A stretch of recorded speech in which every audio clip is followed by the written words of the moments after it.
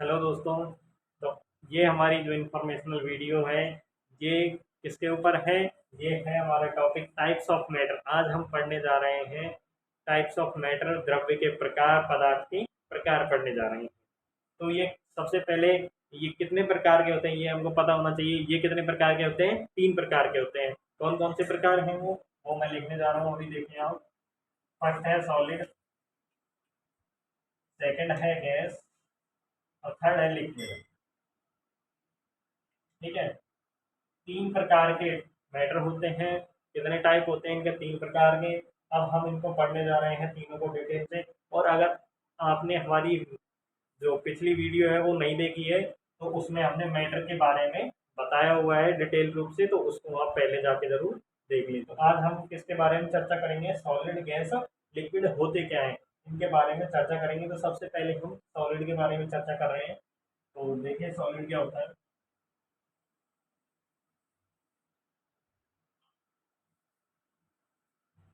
First है हमारा solid, इसको मैं हिंदी में लिख दे रहा हूँ, ठोस। ठीक है, तो सॉलिड क्या होता है? सॉलिड वह पदार्थ है जिनके मध्य अत्यधिक आकर्षण बल पाया जाता है, जिनके अणुओं के मध्य अत्यधिक आकर्षण बल पाया जाता है, जिसके कारण उनकी जो आकार है, आयतन है, उनके जो निश्चित होते हैं। आकार और आयतन निश्चित क्यों होते हैं? हमने छोटी क्लासों में पढ़ा भी है कि ठोसों के आकार आयतन निश्चित होते हैं, लेकिन क्यों होते हैं ये कभी हमने जानने की कोशिश नहीं की है। क्यों होते हैं? क्योंकि इनके मध्य प्रबल विद्युत आकर्षण बल पाए जाते हैं। प्रबल विद्युत आकर्षण बल means strong electrostatic force. Strong electrostatic force पाए जाने के कारण इनके जो अणु हैं वो एक निश्चित आयतन में बंधे हुए होते हैं। निश्चित आयतन और निश्चित आकार होता है, इसलिए कभी भी जो ठोस होते हैं वो कंप्रेस भी नहीं होते हैं। क्यों नहीं होते हैं? क्योंकि वो प्रबल विद्युत आकर्षण बल के द्वारा बंधे हुए होते हैं। ठीक है, तो ये दो तीन जो मैंने अभी आपको ये बोले हैं, ये ही क्या होते हैं? सॉलिड के प्रकार होते हैं। सॉलिड के प्रकार मीन मतलब कि सॉलिड जो होता है उसके बारे में अपनी बात रखते हैं। ठीक है, तो यही 2-3 पॉइंट है। फर्स्ट, स्ट्रॉन्ग इलेक्ट्रोस्टैटिक फोर्स होते हैं इनके मध्य। Strong electrostatic force. ठीक है, इस स्ट्रॉन्ग इलेक्ट्रोस्टैटिक फोर्स होने के कारण इसके आयतन और आकार क्या होते हैं? निश्चित, मीन्स वॉल्यूम एंड साइज क्या होते हैं? फिक्स होते हैं। और ये कंप्रेस नहीं होते हैं। कंप्रेस क्यों नहीं होते हैं? क्योंकि इनके मध्य स्ट्रॉन्ग इलेक्ट्रोस्टैटिक फोर्स होने के कारण ये इनका आकार और आयतन निश्चित होता है, जिसके कारण ये कंप्रेस नहीं हो पाते हैं, कंप्रेस नहीं होते हैं। तो ये हो गया हमारा सॉलिड। सॉलिड क्या होता है? जिनके ऐसे पदार्थ, परिभाषा में एक बार फिर से जिसको नोट करनी है वो जरूर नोट करें। मतलब ऐसे पदार्थ जिनके अणुओं के मध्य प्रबल विद्युत आकर्षण बल मीन्स स्ट्रॉन्ग इलेक्ट्रोस्टैटिक फोर्स पाया जाता है, उसे क्या बोलते हैं? सॉलिड बोलते हैं। और इसी स्ट्रॉन्ग इलेक्ट्रोस्टैटिक फोर्स के कारण सॉलिड का आकार एंड वॉल्यूम मीन्स आकार एंड आयतन, साइज एंड वॉल्यूम क्या होते हैं? फिक्स होते हैं, फिक्स्ड होते हैं, फिक्स होते हैं। इसको मैं लिख देता हूँ, नियत होते हैं, मतलब समान होते हैं, ये मान लीजिए। और इनको कंप्रेस नहीं किया जा सकता है, सॉलिड को कंप्रेस नहीं किया जा सकता है। तो ये हो गया हमारा सॉलिड। अब नेक्स्ट करने जा रहे हैं हम लिक्विड। तो देखिए लिक्विड क्या होता है।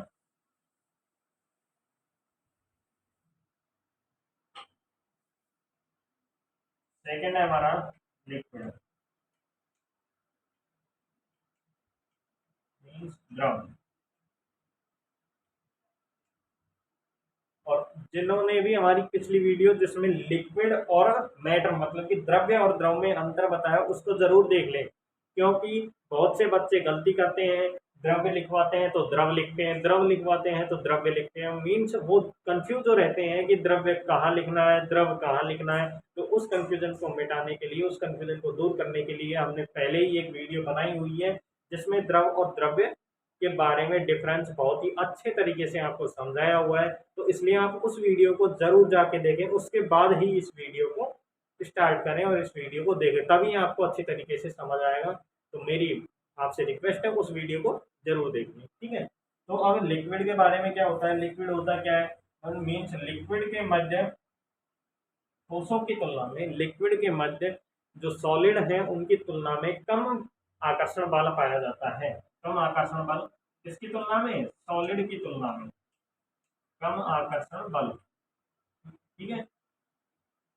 लो अट्रैक्शन फोर्स पाया जाता है लिक्विड के मध्य, जिसके कारण देखो इसका आयतन तो निश्चित होता है लेकिन इसका आकार निश्चित नहीं होता है। आयतन और आकार में फिक्स होता है वॉल्यूम, और ये अनफिक्स होता है। अनफिक्स मतलब कि ये आकार जो है फिक्स नहीं होता है गैस का, वो लिक्विड का, सॉरी, लिक्विड का जो आकार है वो फिक्स नहीं होता है। लिक्विड का आकार जैसे भी आप कंटेनर में उसे रखेंगे वह उसी आकार का हो जाएगा। जैसे आप किसी बोतल में रख रहे हैं तो वो बोतल का आकार ग्रहण कर लेगा जो लिक्विड है, द्रव है। यदि आप कोई भी जो किसी भी पात्र में रखेंगे, बीकर में रखेंगे, बीकर का जैसा हो जाएगा। जैसे भी पात्र में रखेंगे वैसा ही उसका आकार हो जाएगा, लेकिन उसका जो आयतन है वह फिक्स रहेगा। आप बोतल में 1 लीटर पानी डालिए या बीकर में 1 लीटर, वो 1 लीटर ही रहेगा, वो कभी घटेगा नहीं और बढ़ेगा नहीं। मीन्स लिक्विड के वॉल्यूम क्या होते हैं, फिक्स होते हैं। एंड साइज क्या, साइज किस पर डिपेंड करते हैं, मतलब फिक्स नहीं होते हैं, डिपेंड किस पर करते हैं, जैसे भी आप किसी भी पात्र में डालेंगे, उसे कंटेनर में डालेंगे, उसी प्रकार का उसका क्या हो जाएगा, आकार हो जाएगा। मीन्स आकार फिक्स्ड नहीं होते हैं और जो आयतन होते हैं वो फिक्स होते हैं, और कम आकर्षण बल पाया जाता है इनके मध्य। तो यही लिक्विड के बारे में क्या है, कुछ इम्पोर्टेंट जानकारी है जो मैं आपको देना चाह रहा था, ठीक है।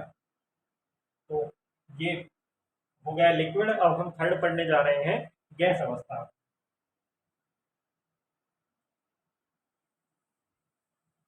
अगर किसी को कोई भी चीज़ समझ नहीं आती है तो वो कमेंट बॉक्स में ज़रूर कमेंट करे, मैं पर्सनली उसके कमेंट का जवाब दूंगा और उसको समझाने की कोशिश करूंगा। अगर वो ऐसे भी नहीं समझता है तो उसके लिए एक न्यू फ्रेशर वीडियो भी उपलब्ध कराई जाएगी आपके लिए, ठीक है। थर्ड पढ़ने जा रही हूँ,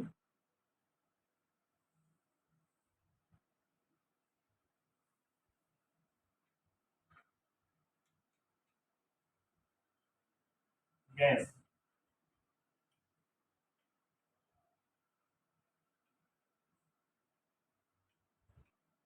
गैस क्या होती है, वह पदार्थ जिनके अणुओं के मध्य गैस और ठोस और द्रव की तुलना में बहुत ही कम आकर्षण बल पाया जाता है, या यह भी बोल सकते हैं आकर्षण बहुत ही नेग्लिजिबल होता है। आकर्षण होता ही नहीं है, ये मान लीजिए आप। मीन्स नेग्लिजिबल, नगण्य आकर्षण बल पाया जाता है। जिन पदार्थों के मध्य नगण्य आकर्षण बल पाया जाता है उन्हें क्या बोलते हैं, गैस बोलते हैं, ठीक है। मतलब कि आकर्षण बल नहीं के बराबर होता है नगण्य आकर्षण बल, नेग्लिजिबल होता है ये आकर्षण बल जो है, नेग्लिजिबल, ओके। आकर्षण बल बहुत ही नगण्य होता है। इसके कारण इसके कारण इसका आकार भी अनिश्चित और आयतन भी अनिश्चित होता है। आकार भी अनिश्चित तथा आयतन भी अनिश्चित होता है। इनके आकर्षण बल बहुत ही दुर्बल प्रकार के होते हैं।